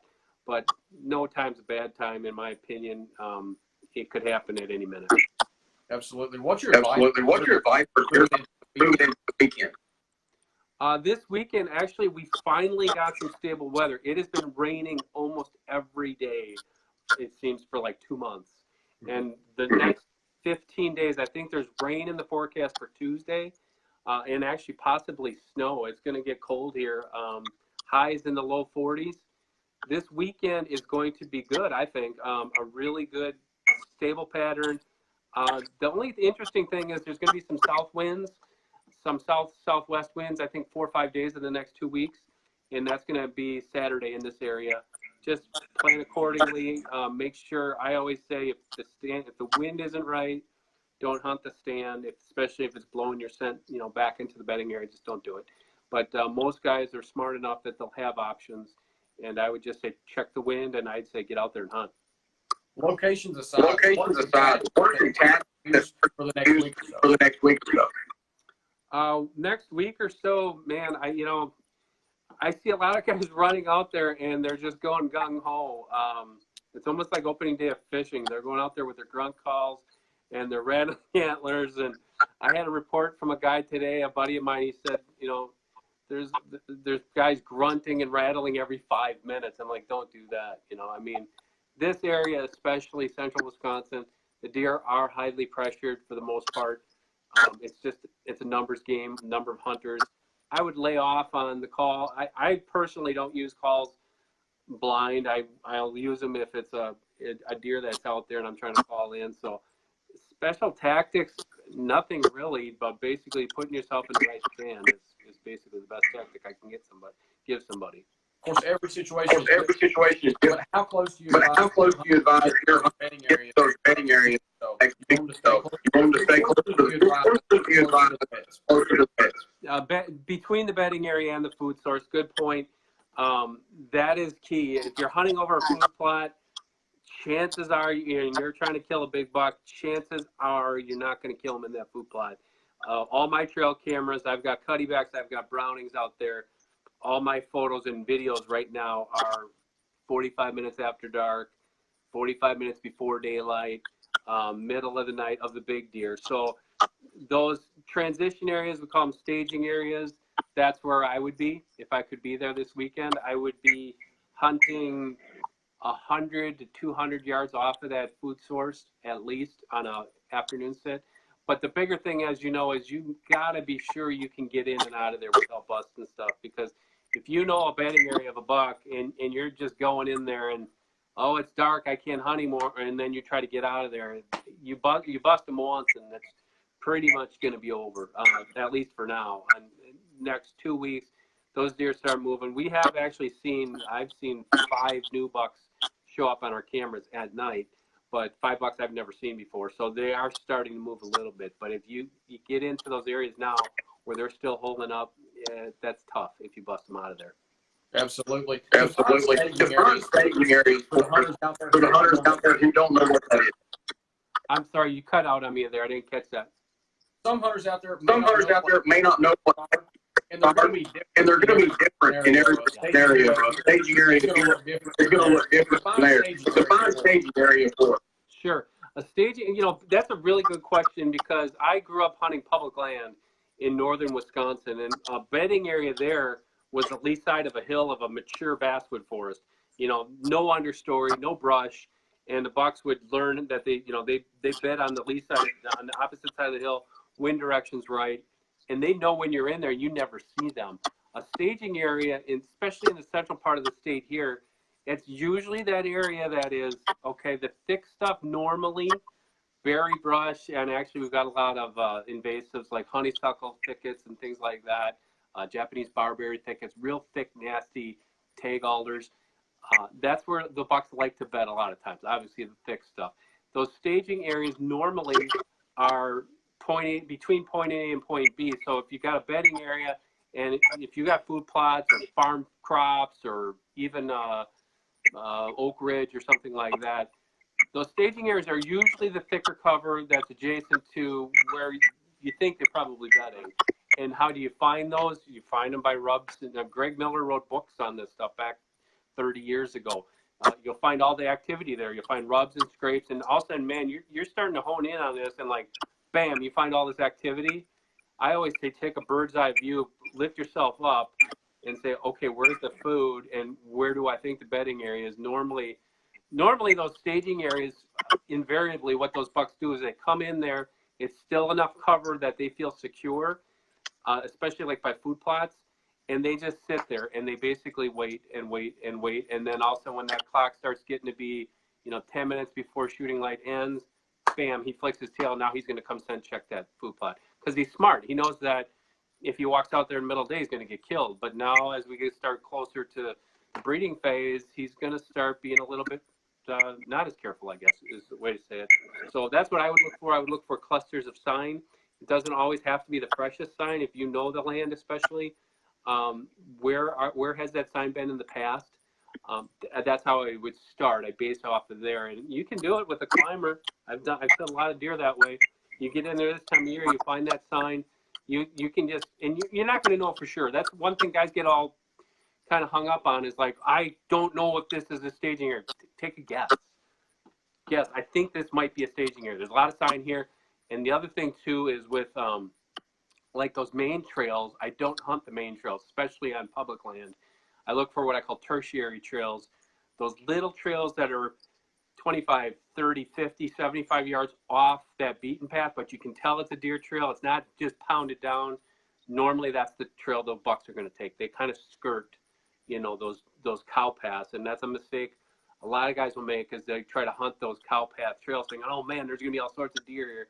And guess what? You do that, and here comes all the does and fawns and young bucks, and then, well, yeah, there comes that big son of a gun right at dusk. But he's, 60 yards out, and you can't get a shot at him. So I always say take that aerial view and try to do your scouting that way. Very cool. Is there anything else you can share? Is there anything else you can share with us? Sorry, cut out on me again. Is there anything else you can share with us tonight? I would just say don't get too wound up on the weather. Don't get too wound up on knowing exactly where these deer are going to be. You've already got your stands hung. If you don't have them hung, try to be mobile. That's hard, but just get out there and enjoy it. A lot of times what happens is you overthink things, and I tell people don't overthink things. Make your best educated guess. And a lot of times I always say let the deer show you how to hunt them. Don't think that you're going to outsmart them. You let them okay, now you start just watch deer, all the deer that are coming through, and let them show you how to get closer, I guess is the best way of saying it. Awesome advice. Where can everyone follow you? Me personally, just type in Dan Schmidt Deer on any of the social pages. But for deer and deer hunting spelled out, our website, deeranddeerhunting.com, Deer and Deer Hunting on Instagram, please join us on Instagram. I'm 52 years old and I don't have that figured out yet. So we need some of these younger people to join us on Instagram. But Twitter, Facebook, YouTube, we have an awesome YouTube page, like 2,500 videos on there. And Steve Bartilla's shows, his Hunt 'em Big show just started airing now. So if you guys want some really good information, Steve Bartilla's Hunt 'em Big, YouTube, Facebook, wherever you find the hunting videos, you'll find it there. Good deal. Thanks for joining us. We'll have you on. All right. Thanks, Josh, and good luck to everybody. Thank you. Thank you. Well, great advice from Mr. Dan Schmidt there. Deer and deer hunting, just a wealth of knowledge, and obviously deer and deer hunting is an iconic brand that's been around for so long. We're going to be going over that. Pretty much wraps up our Midwest report. We're going to be transitioning over to the Northwest and Southwest here momentarily. We're going to get our buddy Patrick Mayteen on here. I don't see him just yet, but hopefully he will be back with us. I'm going to jump back into the comments here and see if we have any questions, any concerns, any reports. Let's see what we've got. Yeah, thanks for that point, Steve Gullickson. Great advice from Tyler earlier. Wes McKee, he was reporting from Coshocton County, for those of you who heard our reports from Mr. McKee earlier. He dropped his location there in the comments. Let's see here. Chris said he almost shot his best buck ever tonight in Tennessee. Well, we hope you get back on him, Chris. Yeah, Dan, Mr. Kaufman. Dan is a wealth of knowledge, and we were glad he had joined us tonight and shared some of his knowledge and intel with us. That was a great segment for the Rut Report tonight. Thank you for joining us as well, Dan Kaufman, and being here with us. Let's see here. I think that's pretty much all our questions. I'm not able, I see that you're on, Patrick, but I'm not able to send you a request right now. I see that you're watching, but I can't send you an invite. Michael Michael G. Durant says that he got a good Kansas buck last night. Well, congrats to you, and I'm sure you're still on cloud nine, Michael. That's always a good feeling. You'll probably ride that wave for a while, and you'll be eating deer meat because of it for probably weeks or months to come. So congratulations.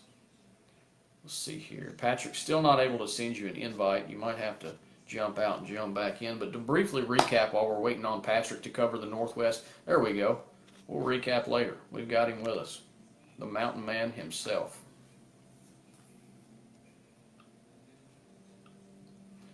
Sending him an invite now. How you doing, Patrick? You must be able to send me a request. Here I am. There you are. How are you? Good. I spent all day out looking for sign because Briefly lost him. Typical. He's on a mountain. He'll come back here in about 3, 2, 1. we're still good. But yeah, Well, tell us what's happening on top of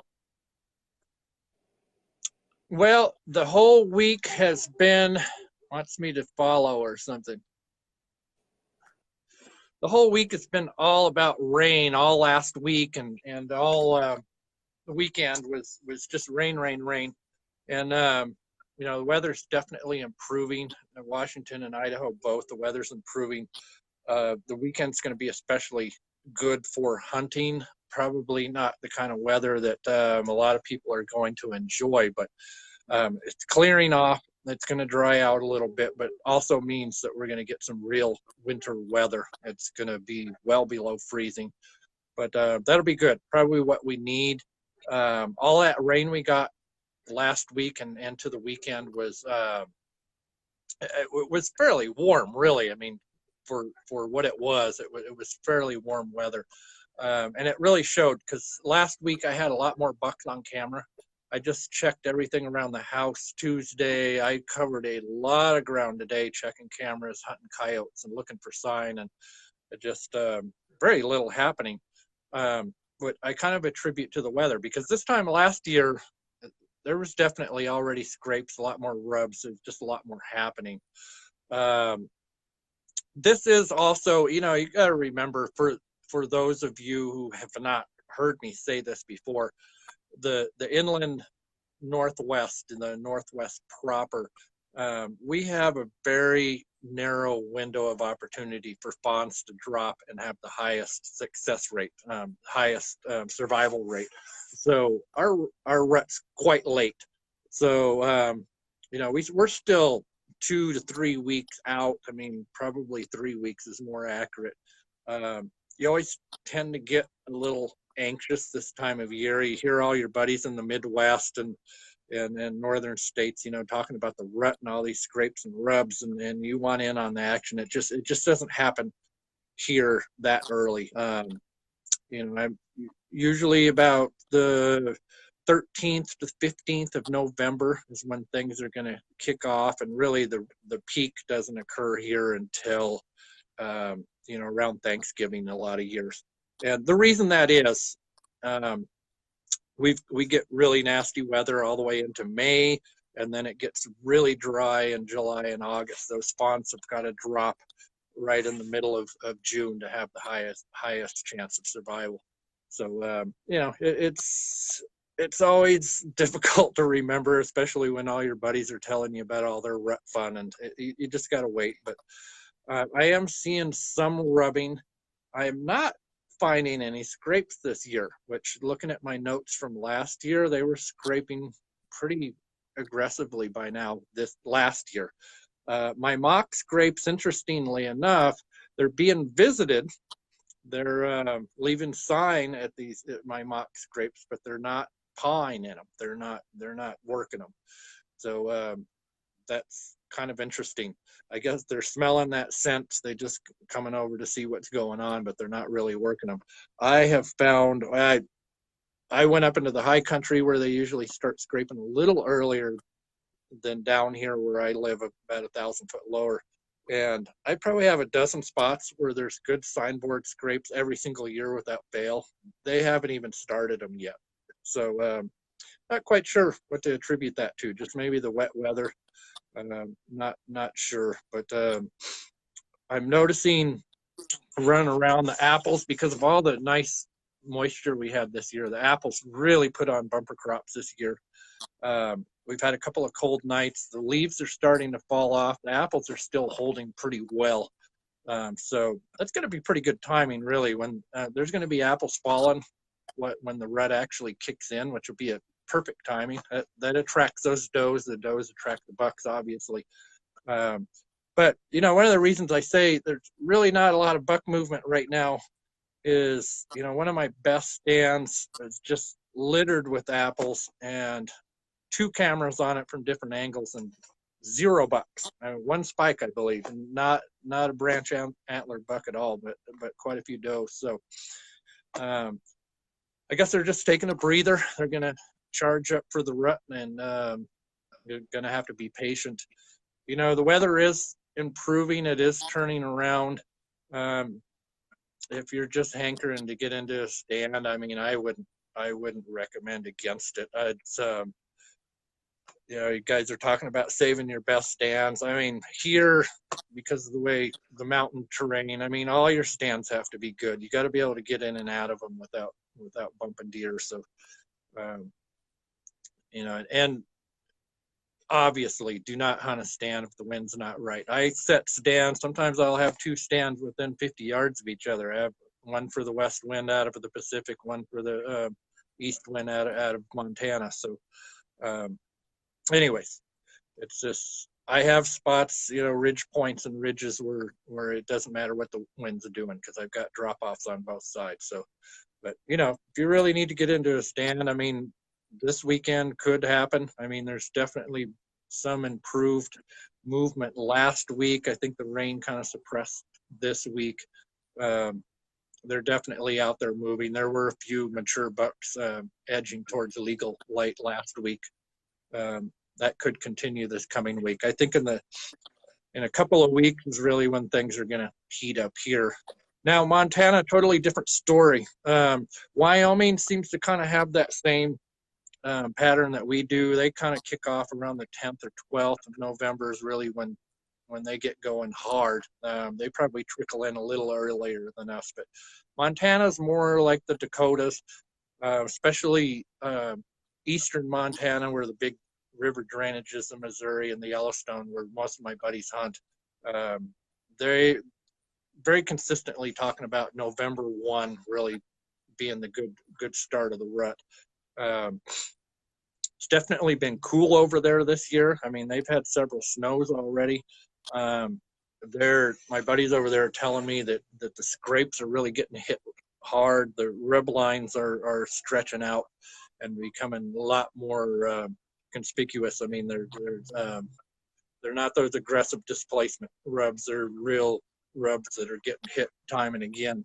They're also telling me that they're seeing a lot of fawns that have been kicked off of their mamas. So that's a sign that the rut is waiting in the wings. But some younger bucks, the 2.5, 3.5-year-old bucks, they have seen some of those age class bucks chasing does during the week. So it's definitely getting started there. By next week, I'm sure we're going to be hearing about some real rut activity in Montana. Now, Wyoming, like I said, they're a tad bit ahead of us up here in Washington and Oregon, but not as advanced as Montana. Things have definitely slowed down there this week. And again, I think the bucks are just kind of catching their breath, getting ready for the rut. They got a couple of weeks to go there. 10th to 12th is what I'm hearing from the guys that I talk to. Like Montana, even Wyoming, I've had really good luck calling this time of year, but I don't do the aggressive stuff. Even if I go to Iowa, I'm not really too much into the into the aggressive calling. I do more like subtle social calls, I call them. So I've had really good luck this time of year, just doing some really subtle antler tickling, I call it, more like 2 bucks sorting out pecking orders than a real fight, and using softer grunts, contact grunts, and doe bleats and that sort of thing. I've brought bucks across entire cornfields doing the real subtle stuff. So the action's a little slow. It never hurts. Those social calls, the cool thing about that, you're not gonna scare a buck to death with those social calls. It's the type of calls they hear every day, every week. So that antler tickling, the doe bleats, the soft grunts, if a deer hears it and doesn't feel like coming in, it's not going to spook him. He's not going to like a very aggressive rattling might spook some bucks right out of your patch or out of your lease. So but anyways, the social calls, I've had really good luck this time of year. Good deal. Is there anything else you can share with us from the Northwest region? That's pretty much the story, is patience. Except Montana, I would definitely be in a stand in Montana if I was hunting over there this weekend. The weather's cooling off. Things are definitely getting going there. It might be another week before the biggest, maturest bucks start moving well, but you never know. I mean, look on Facebook on a daily basis. Guys are killing big bucks everywhere right now. So, Montana, I would definitely be in a stand. Wyoming, I'd be out there hunting. Washington, Idaho, I mean, if you really need to hunt, I would go ahead and sit, but be real careful with the wind. But we're still a ways out in Washington and Idaho. Good deal. Michael G. Durant says he got a good last night. You can't hunt right now. Good deal. Bradley Smith said he got a nice, good deer, a 12-pointer at 4 p.m. I think today, I believe he said. So congratulations to you guys. Devin says weather is key this time of year. That's absolutely true. I tell you, there's been a lot of comments and questions about Texas, and obviously I think you've got a good report for us from there. Tell us what's happening in the Southwest region, and let's start out with Texas before we jump into the other states. That's Texas. A lot of news from Texas. Talking to my good buddy Stephen Tisdale, says it's hot and dry down there now. About a week and a half, 2 weeks ago, they had a killing frost, kind of a freakish early killing frost, and that's actually kind of a good thing for the guys that are hunting feeders. That's going to scorch back some of that green that the deer have been feeding on. But it is definitely, it's turned hot and dry. That's going to suppress the, it's going to shorten the hunting hours, the productive hunting hours a tad when that heat's turning on like that.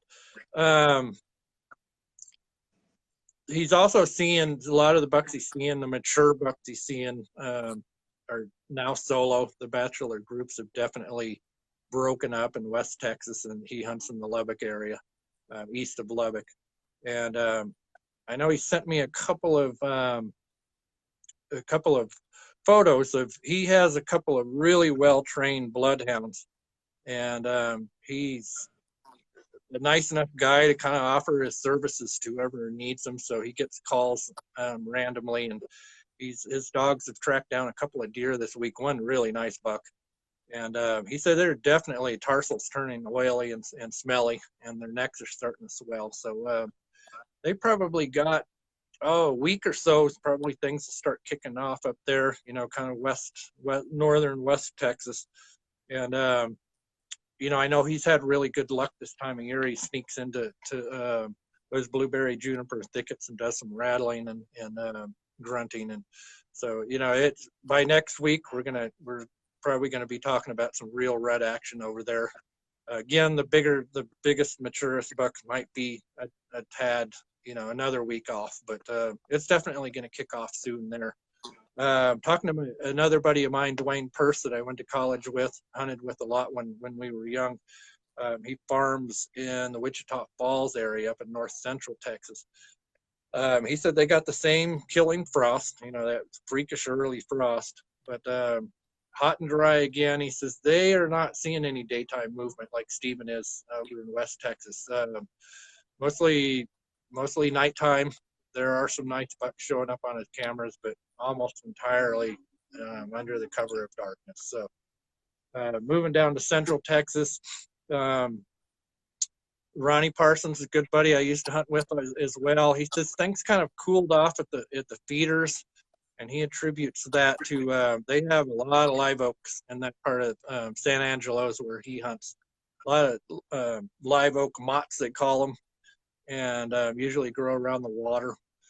And those live oaks acorns are falling now, and the deer are on them. Apparently, they prefer them to the corn. So he said it's really action's really dropped off at the feeders, even on the cameras. Said bachelor groups have definitely broken up. Bucks aren't tolerating each other right now, and he's beginning to see a little bit of sparring, especially if the younger bucks are kind of, feeling their oats and sorting those pecking orders. So, again, that part of San Angelo, Central Texas, they don't have as defined a rut as they will up in North Central or West Texas. It's kind of trickles in and out, but it's going to be the normal mid-November there, and then it kind of trickles in and out all the way into January in some cases. Now, talking to Mike Stroff, he's got two different ranches. He got SOE Hunts and Western Ranch Outfitters. One of them is South Texas, one of them is Central Texas. But he said basically the same on both. He said hunting's been kind of hit and miss. He said one evening they'll be covered up with deer, the next evening they'll hardly even see a doe. So it's just been really hit and miss. Still hot and dry down there. Sounds like they're still killing some bucks, so it's worth doing. And made a new contact, Bonnie McFerrin. She's is a Realtree pro staffer, and they have the Legends of the Fall television show, her and her husband. And they're way down in true South Texas. Mike Stroff's place is kind of in the northern part of South Texas around Uvalde. They're way down in South Texas. And they're still seeing early season patterns. Bucks are still in bachelor groups down there. And she's saying they're still 4 to 5 weeks out for real rutting activity down in that part of Texas. Good deal. Is there what advice can you share with our deer hunters as we move in? Well, of course, you got some more reports coming from Oklahoma, I'm sure. But after you give the reports for Oklahoma, what advice would you give to our Texas deer hunters moving into the weekend? You've already given them a little bit, but just kind of broad brush. If there's a guy that's in Texas, he might. What's your advice to him? Right. I hear these guys telling me, oh, the acorns are dropping, so the feeders aren't working. Well, go sit in the acorns, man. It's I think these guys get so invested in their feeders because it costs them a lot of money and time that they're not willing to shake away from them sometimes. I know when I hunted in Central Texas, when I was going to college, I didn't have money for corn and feeders and all that stuff. And I hunted those live oak motts quite a bit and never killed a big buck, but I killed a lot of deer. And a lot of those things, of course, we were, young and dumb. You just climb up there and sit on a horizontal branch. We didn't have stands, some of us. So, if they're off the corn and they're hitting the acorns, I mean, this probably goes for East Texas too. Let's leave the corn alone for the rut and hit the acorns. Deer survived before corn feeders, so it's not unheard of to kill one outside of a baited area. So yeah, definitely good advice there. Don't get drilled down on your bait just because you have bait out. Observe the deer movement, read what the deer are doing, and react accordingly. Something that we hear a lot about all the time in the deer hunting world is all these rules. Deer hunting is not black and white for the most part. Honestly, you have some regulations that are black and white, but as far as just tactics go, deer hunting is a world full of gray, and you got to be able to read each situation, whether it's a tactic to kill a deer, a tactic when it comes to reading how a deer reacts after the shot, the uphill versus downhill, they go into water, or whether they don't go to water after they get shot. Every situation is different for when it comes to reading the behavior of a deer as well, and studying what the deer are doing at this time right now. So that's great advice from you, Patrick, and a solid reminder to all the viewers out there. Don't get pigeonholed. Don't get drilled down on one thing just because that's what you always do. Read the situation, observe what the deer are doing, and react accordingly. That's part of being a hunter, and solid advice from you. What else happened throughout the region as we wrap up our Southwest report tonight? So Oklahoma, I talked to Joni Sandiford. She's got Croton Creek Ranch and Outfitters with her husband, Scott. And they haven't seen any chasing yet, but there's definitely seeing a lot of scraping. And they're noticing some of the bigger bucks, their necks are swelling. So definitely things are going to get kicked off there soon. Talked to Jeff Danker, who's a Realtree pro staffer, and he's got the Buck Ventures television. And so daylight movement's definitely improving, especially as the weather has cooled off. And muzzleloader season is opening this weekend. He expects it to be an extremely good weekend with the cooler weather rolling in. Now the guys who's Eddie Claypool, I really respect his opinion. He's just a blue collar guy that's always done exceptionally well. He's in northeast Oklahoma, and I should mention Sandiford's Croton Creek Ranch. They're in western Oklahoma, and Jeff Danker is in northwest Oklahoma. So Eddie's in northeast Oklahoma. He says that he's definitely seeing some pre-rut activity. Scrapes are starting to open up really well. Middle-aged bucks are moving in the daylight pretty well, and he just basically says this week should be really start to get interesting. Was how he put it. So it sounds like overall Oklahoma is about to bust open. I know I just saw something on Facebook today. Some guy killed like a 203-inch 8x8 or something that was nice and clean and even. So, pardon me? A typical deer nonetheless. Right. Totally clean. But yeah, so it sounds like Oklahoma's really starting to happen. Colorado, I mean, they're in solid pre-rut right now. Scrapes are being hit. And of course, the biggest bucks are coming in at night, but they're definitely improved movement, improved daylight movement. A couple of people I talked to said that the car collisions are definitely increasing by the day. And, usually they're about a first of the week November rut kickoff, but, so the next week on really start to get interesting. New Mexico, Arizona, I mean, it's definitely cooling off down there. It's going to start freezing at night. The true Southwest is very interesting. I mean, it can be 20 degrees at night and warm up to 60 or 70 in the day, but it's definitely cooling off down there. There are some youth hunts I know opening down there, and I believe both states. But, it should be a really good weekend down there. Definitely cooling off. Take your good sleeping bag and your good jacket, because it's the weather is turning towards the winter. Good deal. We talk about big typicals, and I noticed that Milo Hansen starts watching. So, hey, Milo, you might have some competition coming at you down there in Oklahoma. We don't know. We'll have to wait and see now. No, I saw another big buck somewhere too. I can't remember where that one was taken. There was another big monster typical taken recently in the last couple of weeks. For the life of me, I can't remember where, but it was in the 200 and teens. It was, but of course, it has to be officially measured. You never know. Absolutely. You never know. That's a great point. Larry Dixon, I know we've concluded pretty much the bulk of the Southwest report, but Larry Dixon has a good question. He wants to know when should you start calling and rattling in the hill country there in Texas? Oh, in the hill country, I wouldn't, probably second or third week in November would be, just from my recollection, having hunted down there a lot when I was in college. I didn't have, again, my battery's going to die. I didn't have a lot of luck doing the really super aggressive stuff when I was hunting down there. I had more luck with the social calls, the doe bleats and the antler tickling than I did like the South Texas aggressive stuff. But usually, mid-November was always pretty good. Good deal. Anything else you can share with us before you jump off for the night? That is everything in a nutshell. And it looks like my battery's going to die, so good timing.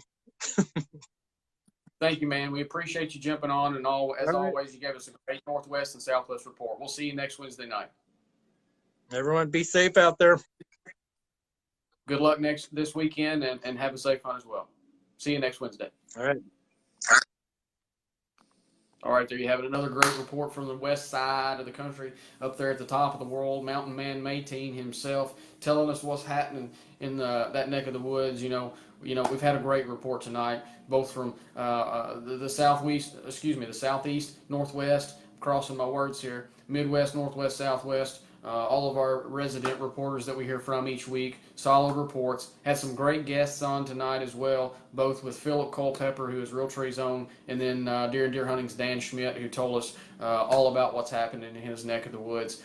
Definitely follow all of these guys on social media and on the platforms that they are working on daily. Follow their stories, follow their seasons. They all tell great stories throughout the year. And it's not just limited to deer season either. There's a lot of things that these guys do year round. So follow them, follow their stories, and I'm sure they would appreciate that greatly. Again, tonight's report was brought to you by Theissens. It's going to be raining a lot throughout the region, especially the southeast, northeast, and Midwest. Not so much in the northwest and southwest, but check out that Thiessens rainwear and rain gear. They have really good quality products. It's well made, really quiet too, and that's a big thing when it comes to good rain gear. A lot of the times it goes swish, swish, swish, and you don't want that. And Thiessens gear, it's quiet stuff, and you can rely on it. It's going to get the job done and keep you dry. So check out that. They're direct to consumer, so you will have to go to their website, but there is a link in the description. Go check that out. See all the products they have. They have many different products available to the public. All of it's quality, well-made stuff. Just super great and well-made. Jump back into the